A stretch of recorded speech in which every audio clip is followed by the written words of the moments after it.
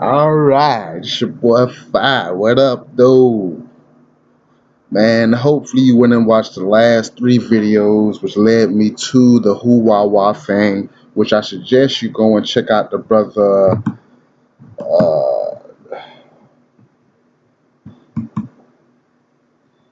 I ain't got it up here. The brother Teach Me to Be Priestly, his latest video. Now, this is called The Stolen Garment by Hugh Nibley. Just trip on this. Nimrod claimed his kingship on the ground of victory over his enemies. His priesthood, however, he claimed by virtue of possessing the garment of Adam. The garment of Adam is the laws of Adam. All right, and to be fruitful and multiply, to conquer. Adam was the master of the whole earth. But let's just continue. The legends of the Jews assure us that it was by virtue of owning this garment that Nimrod was able to claim the power to rule over the whole earth, and that he sat in his. Okay, I thought it was some sort of beast outside, or a critter from the movie Tremors. But let me continue. Okay, and he sat in his tower while men came and worshipped him.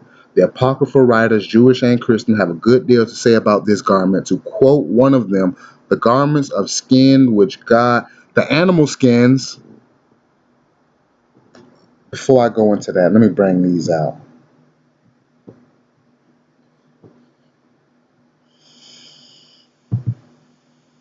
I had these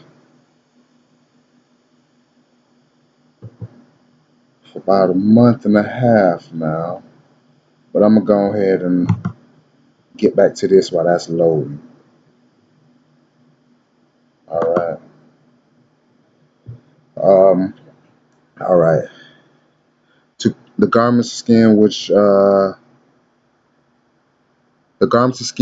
God made for Adam and his wife when they went out of the garden were given after the death of Adam to Enoch. Hence they passed through Methuselah and then to Noah. So the garments were passed all the way to Enoch, all the way to Methuselah, and then to Noah, from whom Ham stole them as the people were leaving the ark.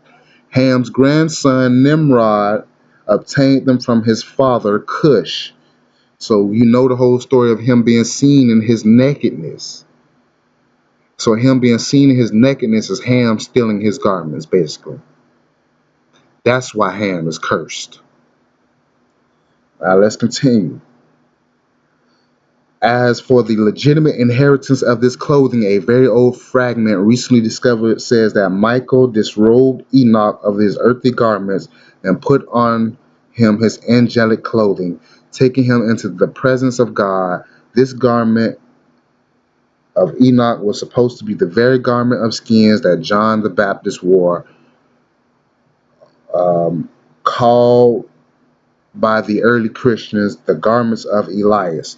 An Arabic life of John the Baptist says that Gabriel brought it to John from heaven as the garment of Elijah. It went back, says John Chrysostom, in the beginning of the world to the times before which Adam required covering. Thus it was the symbol of repentance.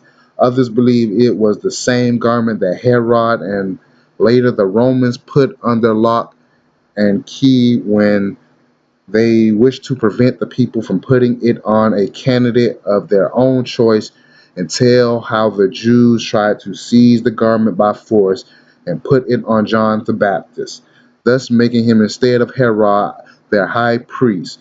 Whatever its origin, the wearing of the garment of repentance, a symbolic of life of man in his fallen state, was known to the most ancient Christians and practiced by certain ultra-conservative cults down to modern times. Okay, so I'm guessing we trying to put the garments on Farrakhan and all these new leaders today, and we tried to see it on Cam Newton during the Panther game. You know what I'm saying? Man's fallen state is the condition that we are in right now. We are fallen. We are not upright. We do not have any rulership, any claim. And to be a man, you got to have a home. Our woman is not ours. Man, let me continue. Incidentally, the story of the stolen garment, as told by the old rabbis, including the great Eleazar, calls for an entirely different rendering of the strange story in Genesis 9 from the version in our King James Bible. They seem to think that the Surath, I don't know what that is, of Genesis 9 and 22 did not mean nakedness at all, but should be given its primary root meaning of skin covering. Read thus, we are to understand that Ham took the garment of his father while he was sleeping and showed it to his brethren. He took the garment from his brothers while his daddy was sleeping, maybe drunk, we don't know. Shem and Japheth, who took a pattern or copy of it, Salma, or else a woven garment like it, Simla, which they put upon their own shoulders, returning the skin garment to their father. Upon awaking, Noah recognized the priesthood of the two sons, but cursed the son who tried to rob him of his garment. So we all had these same similar things going on, but Ham came and gave it to us. Maybe that's what the whole Egypt, man, let me continue. By an extremely common type of substitution, the Simla of Genesis 9:23 could very easily stand for an original Tisma, a copy, imitation, or pattern. Or I told you it's the blueprint of it's the spiritual blueprint of a warlord or a man that dominates over all, Adam, or by an equally common type of transportation for Salma, Selma, a garment or mantle, as in Micah 2, chapter 2, verse 8. Even as it stands, Simla means only a woven garment and can hardly refer to the original skin article.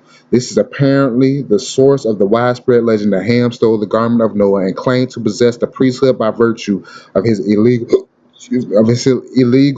insignia. Ham's descendants, Cush and Nimrod, both Africans, though Nimrod in his wandering moved to Asia. Nimrod moved to Asia. He moved, but he was killed by Esau. He moved on to Asia. Okay.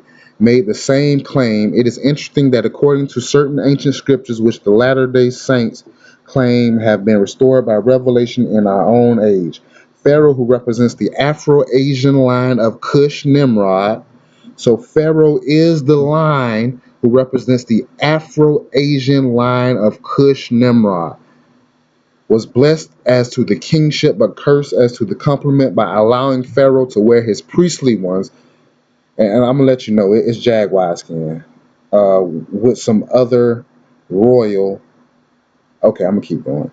According to a very old tradition, Pharaoh coveted the priesthood of Moses exactly as his ancestor Nimrod did that of Abraham. And it was said that the pharaohs of Egypt dressed in a skin garment to show that their origin was older than time itself. Oh man. All right. According to the Talmud, Nimrod's great success in hunting was due to the fact that he wore the coat of skin which God made for Adam and Eve. And I'm not gonna sit here and flog with you. I haven't got to it yet. A lot of people say the Talmud is evil and all this and all of that, but I'm gonna start looking into it to understand the supremacy of it. The supremacy of it. Great success in hunting was due to the fact that he wore the coat of skin which God made for Adam and Eve. And to keep it real, it's the laws also. The laws. The law which was given unto Adam was to do every animal of the field and name them. That's a law for us. The laws of Adam still stand. The laws of Moses stand because of we came out of Exodus, and so-called God Jesus Christ, who is Hoshua, Hosea, Yeshua, he gave the laws of returning back to our heightened state of man. So when Christ come back, we're going to have world power. We're going to be slaughtering and killing, and he is not going to be the soft-ass cracker that we see today. Okay. There's a tradition that Nimrod becoming jealous of the rival hunter Esau. So Esau was big shit too now. Don't act like Esau was. He was a hunter too. He wasn't mighty as Nimrod, but he was about that liz life. Let's keep going. Lay in ambush for him and was defeated by Esau. Nimrod was defeated by Esau, who cut off his head and took the valuable garments of Nimrod, with which Nimrod prevailed over the whole land or earth, and he ran and concealed them in his house. These garments, says the report, were nothing less than the birthright which Esau later sold to Jacob. Okay, next paragraph. We're down here. Two significant conclusions come from all this. One, that any historical reconstruction of what actually happened is out of the question. What has come down to us being a mass of conflicting legends and reports. And two, that these conflicting legends and matters of great importance. Okay. Two, that these conflicting legends and reports nevertheless agree on certain main points, that they are very old and were considered by the most learned Jews to present matters of great importance, whose significance escaped later ages. The priests and kings of antiquity certainly wore such garments, and the skin garment was often imitated in woven materials. In fact, the skin garment was itself held to be a substitute for a still older garment made of the leaves of the ficus.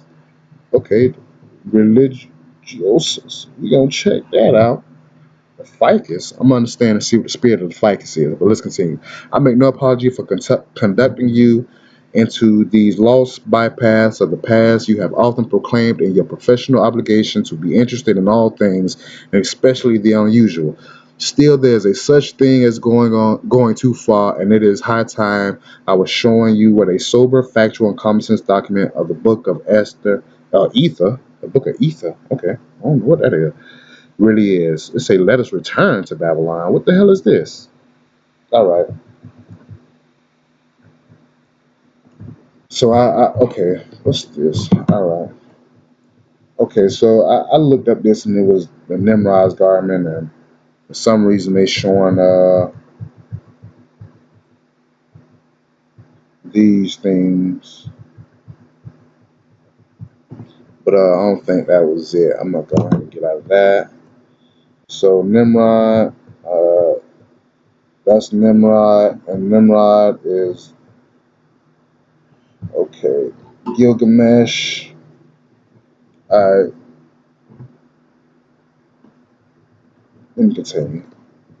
But I'm out.